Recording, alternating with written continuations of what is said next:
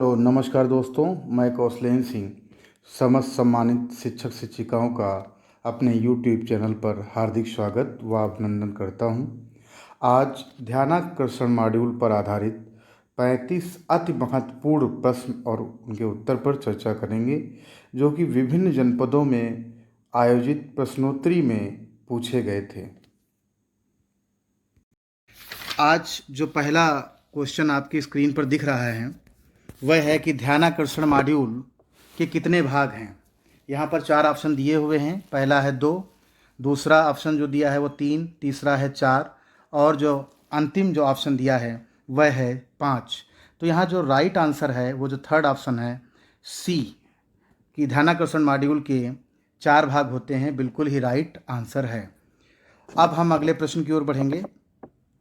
जैसा ये second number का जो क्वेश्चन है उसमें ध्यानाकर्षण शिविर किन कक्षाओं के लिए आयोजित किए जाएंगे। तो यहाँ पर भी जो है 4 ऑप्शन दिए हुए हैं। पहला जो स्क्रीन पर दिख रहा है वो कक्षा 1 से 5, कक्षा 3 से 8, जो तीसरा है कक्षा 4 से 7 और जो अंतिम है वह है कक्षा 6 से 8।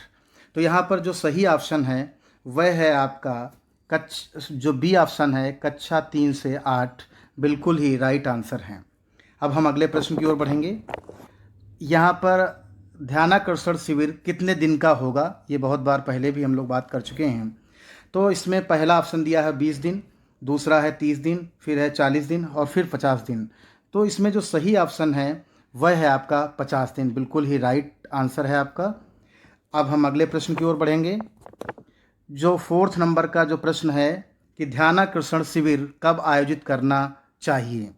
तो यहाँ पर भी 4 ऑप्शन दिए हुए हैं कि शैक्षिक सत्र के आरंभ में, दूसरा है शैक्षिक सत्र के बीच में, तीसरा है शैक्षिक सत्र के अंत में और जो अंतिम है वह है उपयुक्त सभी।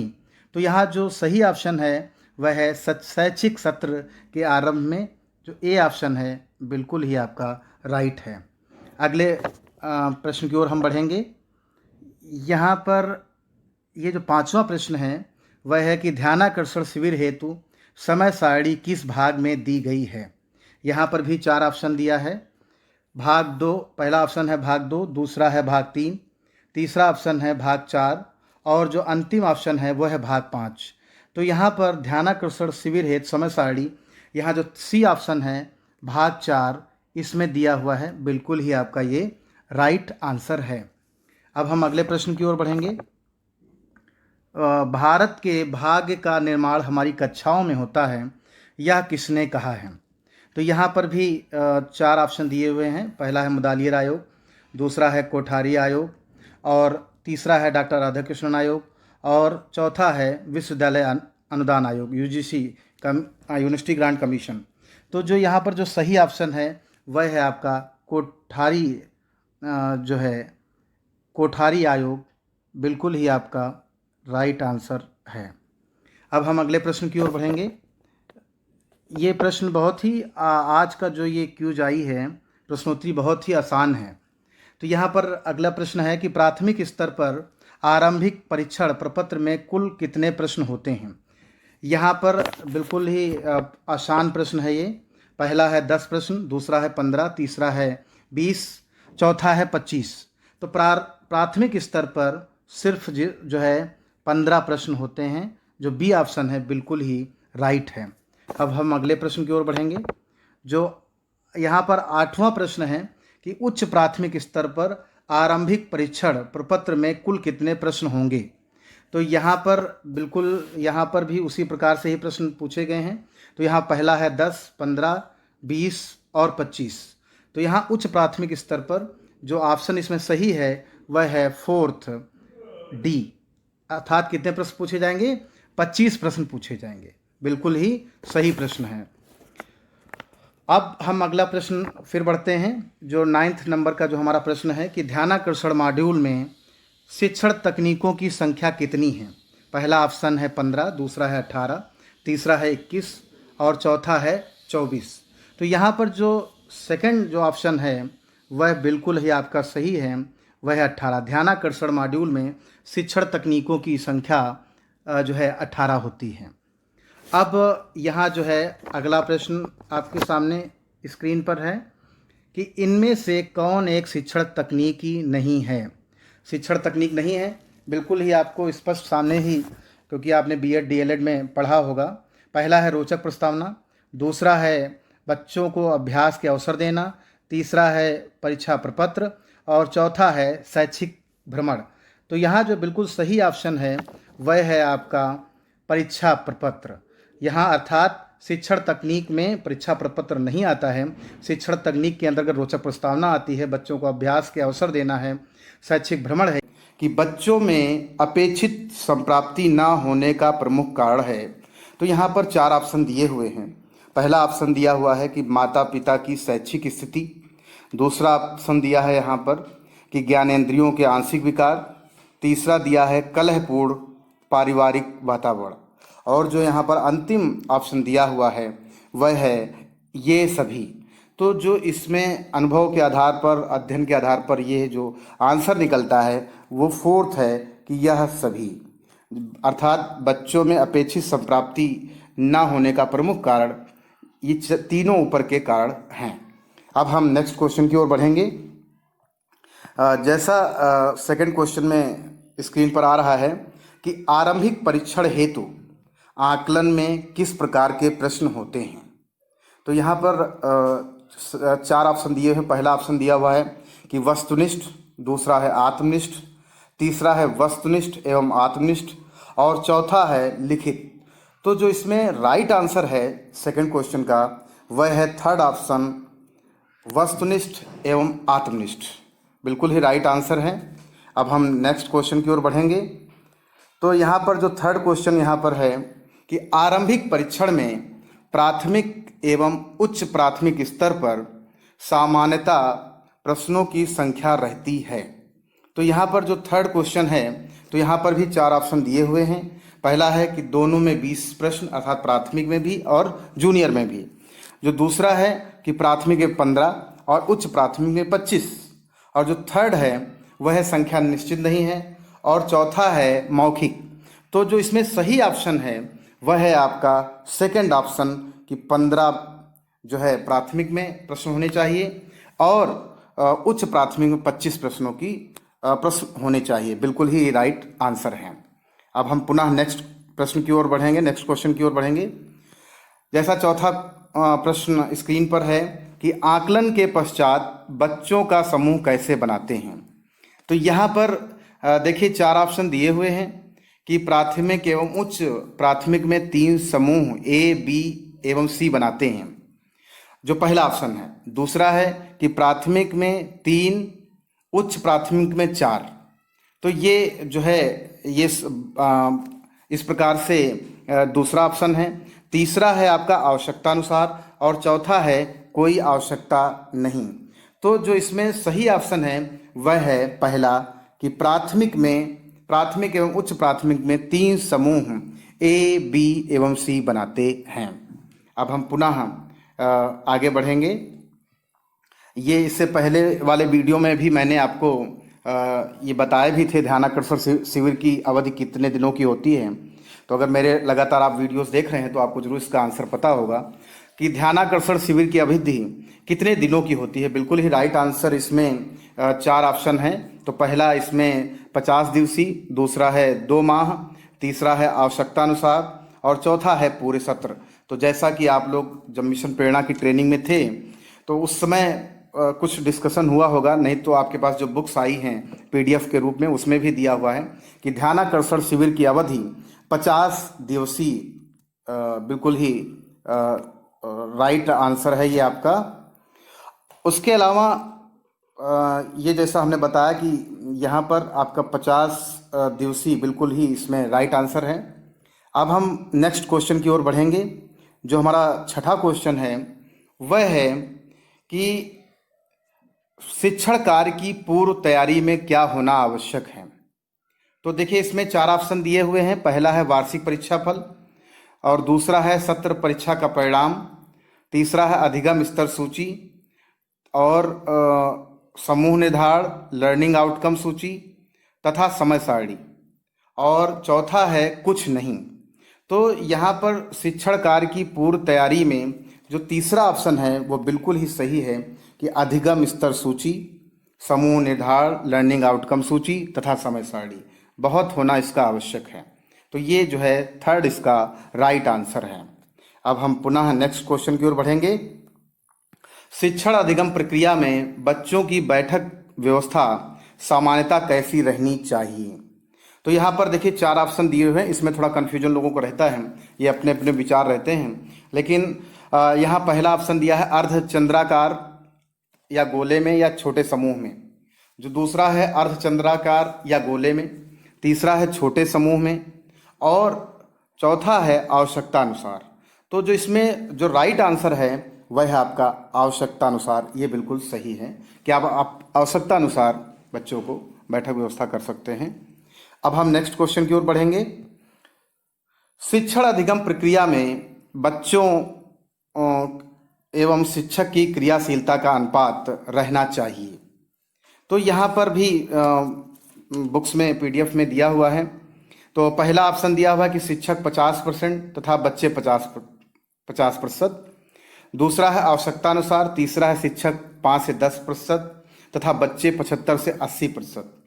और जो अंतिम यहाँ पर ऑप्शन दिया है शिक्षक 80% तथा बच्चे 20%। तो जो इसमें सही ऑप्शन है वह है आपका सी। यहाँ पर शिक्षक 5 से 10% क्रियाशील तथा जो है बच्चे 75 से 80% क्रियाशील होने चाहिए। तो ये बिल्कुल ही राइट आंसर है। अब हम पुनः नेक्स्ट क्वेश्चन की ओर बढ़ेंगे। जो हमारा नया क्वेश्चन है, न्यू क्वेश्चन है, वह है कि ध्यानाकर्षण शिविर में प्रभावी शिक्षण तकनीकियाँ कितने प्रकार की बताई गई हैं? ये भी हम एक बार पहले आपको वीडियोस में बता चुके हैं। तो यहाँ पर देखिए 4 ऑप्शन दिए हुए हैं। पहला ऑप्शन दिया है 12, दूसरा है 18, और तीसरा है 16, और चौथा है 20। तो ध्यानाकर्षण शिविर में प्रभावी शिक्षण तकनीकियाँ कितने प्रकार की बताई गई हैं? तो जो इसका बिल्कुल राइट आंसर है वह है आपका 18 बिल्कुल ही इसका राइट आंसर है। अब हम पुनः नेक्स्ट क्वेश्चन की ओर बढ़ेंगे। रोचक प्रस्तावना में कौन सा कार्य उपयोगी होगा?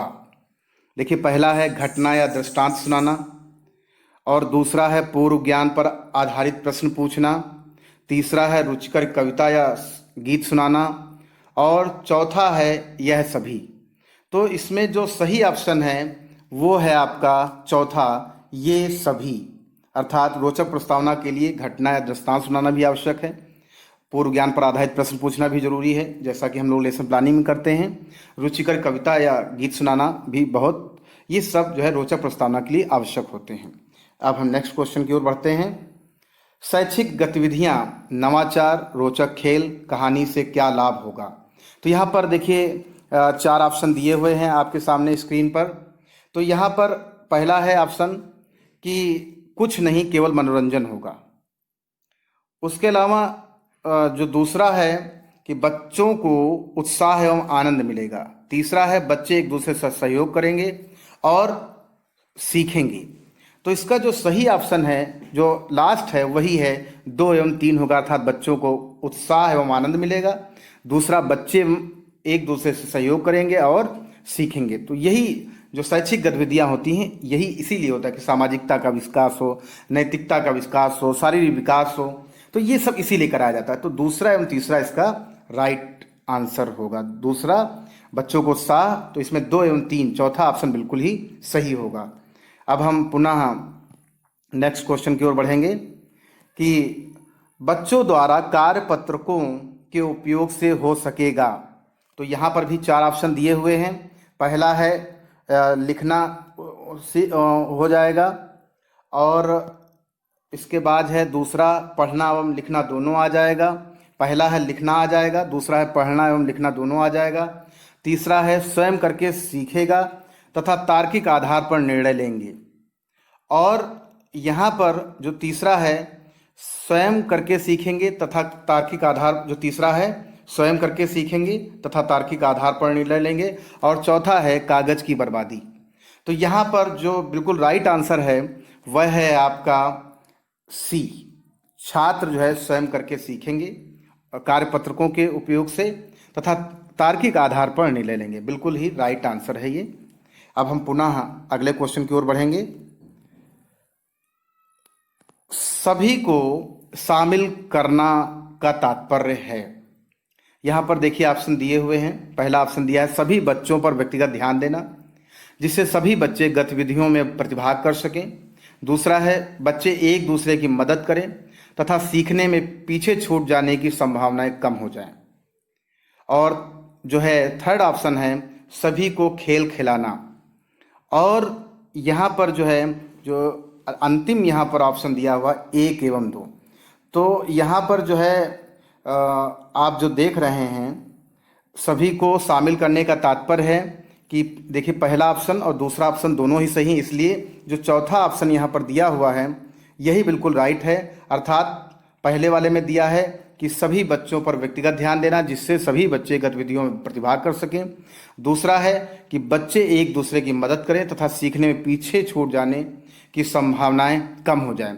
तो सभी को शामिल करने का तात्पर्य है, जो इसमें चौथा ऑप्शन दिया बिल्कुल ही राइट है।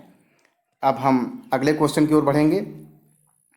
तो यहाँ पर आप देख रहे हैं सरल से कठिन की ओर में सरल का आशय है। देखिए ये आगमन और निगमन विधि आपको बीएड में पढ़ा होगा, बीटीसी में पढ़ा होगा। तो सरल से कठिन की ओर होता है निगमन विधि, ठीक है। तो यहाँ पर भी उसी प्रकार का ही आंसर क्वेश्चन पूछा गया है। तो यहाँ पर देखिए पहला ऑप्शन दिया गया है बच्चे जिसका उत्तर बता दे, ये सरल से कठिन की ओर का आशय है। दूसरा है जो ज्ञात हो दिखाई दे, जिसे छू सके तथा पूर्व ज्ञान पर आधारित हो, वही सरल है। तो ये दूसरा ऑप्शन है। तीसरा है जो कठिन ना हो, और चौथा है आसान प्रश्न। तो यहाँ पर जो सही प्रश्न इस प्रश्न का जो सही ऑप्शन है वह है जो ज्ञात हो दिखाई दे, जिसे छू सके तथा पूर्व ज्ञान पर आधारित हो, वही सरल है। तो जो 14 नंबर क्वेश्चन है उसका बी ऑप्शन बिल्कुल ही सही है। अब हम अंतिम प्रश्न की ओर बढ़ेंगे। यहाँ पर अंतिम प्रश्न आपका है, ये तो एक शिक्षक के लिए बहुत ही आवश्यक प्रश्न है कि एक शिक्षक का कार्य है। देखिए बच्चों को सोचने, प्रश्न करने, तर्क करने तथा कार्य करने का अवसर देना, एक शिक्षक का ये कार्य है। दूसरा है बच्चों के लिए एमडीएम बनवाना, बच्चों की उपस्थिति सुनिश्चित करना, बच्चों को खेल खिलाना। तो यहाँ पर देखिए आप ये ध्यान रखें, इसका जो सही ऑप्शन है वो पहला बिल्कुल आपका राइट आंसर है कि बच्चों को सोचने, प्रश्न करने, तर्क करने तथा कार्य करने का अवसर कि ध्यानाकर्षण में समाहित किया गया है। इसके 3 ऑप्शन दिए हुए हैं, हमें राइट आंसर को यहाँ ऑप्ट करना है। तो जो सबसे पहला यहाँ पर आपका ऑप्शन दिया हुआ है वह है कक्षा 1 व 2 के बच्चों की भाषा एवं गणित से संबंधित जरूरी जानकारियाँ व रोचक गतिविधियाँ। तो ये पहला ऑप्शन है। दूसरा है कि शिक्षकों की आवश्यकताओं से संबंधित जानकारियाँ, उपयोगी सूचनाएं, ये दूसरा ऑप्शन है। और जो तीसरा है वह है विभिन्न प्रभावी शिक्षण तकनीकियाँ, यही आपका राइट आंसर भी है कि विभिन्न प्रभावी शिक्षण तकनीकियाँ जो है ध्यानाकर्षण में समाहित किया गया है इसे। अब हम नेक्स्ट क्वेश्चन की बात करेंगे। तो जैसा आप दिख रहा है यहाँ पर कि ध्यानाकर्षण पुस्तिका में कुल कितने भाग हैं। तो यहाँ पर 3 ऑप्शन यहाँ पर भी दिए हुए हैं, 6, 5, 4। तो बिल्कुल इसका जो सही आंसर है वह है 4। ध्यानाकर्षण पुस्तिका में 4 भाग होते हैं।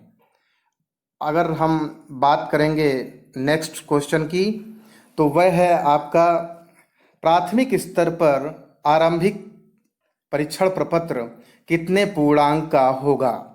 तो इसमें 3 ऑप्शन दिए हुए हैं, 45, 50 और 55 अंक। 45 अंक, 50 अंक, 55 अंक। तो जो इसका राइट आंसर है वह है आपका 45 अंक, बिल्कुल राइट आंसर है ये आपका। अब हम अगले क्वेश्चन की ओर बढ़ेंगे। नंबर 4 क्वेश्चन है हमारा। तो जैसा आप देख रहे हैं आरंभिक परीक्षण प्रपत्र में बोधात्मक प्रश्नों का प्रतिशत होगा। 3 ऑप्शन दिया है, 20%, 40% और 50%। तो यहाँ पर जो तीसरा ऑप्शन है वह बिल्कुल राइट है, 50%। अब हम नेक्स्ट क्वेश्चन की बात करेंगे। जैसा इसमें लिखा हुआ है क्वेश्चन जो 5 है हमारा, इनमें से कौन एक शिक्षण तकनीकी नहीं है। तो यहाँ पर भी 3 ऑप्शन दिए हुए हैं कि रोचक प्रस्तावना, दूसरा हमारा ऑप्शन रहेगा अभ्यास के अवसर देना, और तीसरा है आरंभिक परीक्षण प्रपत्र। तो जो इसमें राइट आंसर है वह है आरंभिक परीक्षण प्रपत्र, बिल्कुल राइट आंसर है ये। इसके बाद हम नेक्स्ट क्वेश्चन की ओर बढ़ेंगे। जैसा स्क्रीन पर है आपके कि ध्यानाकर्षण में शिक्षण तकनीकियों की संख्या कुल कितनी है। तो यहाँ पर पहला ऑप्शन जो है वो आपका है 16, दूसरा ऑप्शन है 14 और तीसरा ऑप्शन है 18। तो जो इसमें राइट आंसर है वह है आपका 18। ठीक है, अब हम नेक्स्ट क्वेश्चन की ओर बढ़ेंगे। ध्यानाकर्षण शिविर हेतु समय सारणी किस भाग में दी गई है। तो यहाँ पर भी 3 ऑप्शन दिए हुए हैं। भाग 2 पहला ऑप्शन है, दूसरा ऑप्शन है भाग 4, तीसरा ऑप्शन है भाग 5। तो इसमें जो सही आंसर है वह है भाग 4। ये जो दूसरा ऑप्शन है बिल्कुल ही राइट है। अब हम अगले क्वेश्चन की बात करेंगे। यहाँ क्वेश्चन नंबर जो हमारा 8 है वह है कि कम सुनने वाले, कमजोर नज़र वाले, बोलने में कठिनाई का अनुभव करने वाले, शर्मीले बच्चों को सीखने में मदद किस शिक्षण तकनीकी के अंतर्गत मिलेगी। ये हमारा क्वेश्चन है। पहला है हमारा ऑप्शन वह है रोचक प्रस्तावना, दूसरा हमारा ऑप्शन है कि अर्जित ज्ञान की पुनरावृत्ति, और तीसरा और अंतिम जो हमारा जो ऑप्शन है वह है कक्षा प्रबंधन बैठक व्यवस्था। तो यहाँ पर जो सही ऑप्शन इसका रहेगा वह है कक्षा प्रबंधन बैठक व्यवस्था। खासकर विद्यालयों में, खासकर बीएड कॉलेजेस में जब हम लोग पढ़ते हैं बीएड में, तो आपने देखा होगा इंक्लूसिव एजुकेशन, समावेशी शिक्षा, ये सब इसी को ध्यान में रखकर ही पढ़ाया जाता है। इसके अंतर्गत हम अब नेक्स्ट क्वेश्चन की बात करेंगे। जो हमारा 9th क्वेश्चन है वह है कि ध्यानाकर्षण शिविर के प्रथम सप्ताह में कक्षा शिक्षण के लिए चयनित तकनीक है। पहला ऑप्शन यहाँ पर स्क्रीन पर जो है वह है शैक्षिक भ्रमण, दूसरा है संसाधनों से पूर्ण कक्षा कक्ष का वातावरण, और तीसरा है सरल से कठिन की ओर का प्रयोग।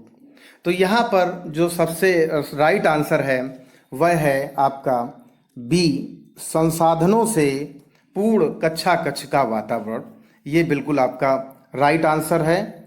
अब हम आगे बात करेंगे कि यहाँ पर जो अंतिम क्वेश्चन दिया गया है, खासकर ध्यानाकर्षण से संबंधित जो मिशन प्रेरणा प्रश्नोत्तरी है भाग 4, उसका अंतिम प्रश्न जो है वह है कि अधिगम परिणाम आधारित प्रगति विवरण ध्यानाकर्षण के किस भाग के किस परिशिष्ट में दिए गए हैं। तो यहाँ जो पहला ऑप्शन दिया गया है वो भाग 4 परिशिष्ट 2, और दूसरा ऑप्शन दिया है कि भाग 4 परिशिष्ट 3, और जो अगला जो ऑप्शन दिया है वो भाग 4 परिशिष्ट 4। तो जो इसमें राइट आंसर है वो पहला वाला ऑप्शन बिल्कुल सही है, भाग 4 परिशिष्ट 2। तो आज का मेरा वीडियो कैसा लगा ज़रूर मुझे कमेंट बॉक्स में बताएं, और अपने महत्वपूर्ण सुझाव मुझे बताते रहें, और किसी प्रकार की त्रुटि होती है तो उसके लिए भी हम क्षमा प्रार्थी हैं। और अपने सुझाव ज़रूर देते रहें, अपने दोस्तों में हमारे वीडियो को शेयर करते रहें, सब्सक्राइब करते रहें, और बेल आइकॉन को ज़रूर प्रेस करें, जिससे मेरे नए नोटिफिकेशन वीडियो के आपको मिलते रहेंगे, जो आपके लिए कहीं ना कहीं मददगार होंगे। तो मैं कौशलेंद्र सिंह आपका पुनः अपने YouTube चैनल में नमस्कार, धन्यवाद देता हूँ। धन्यवाद दोस्तों, नमस्कार।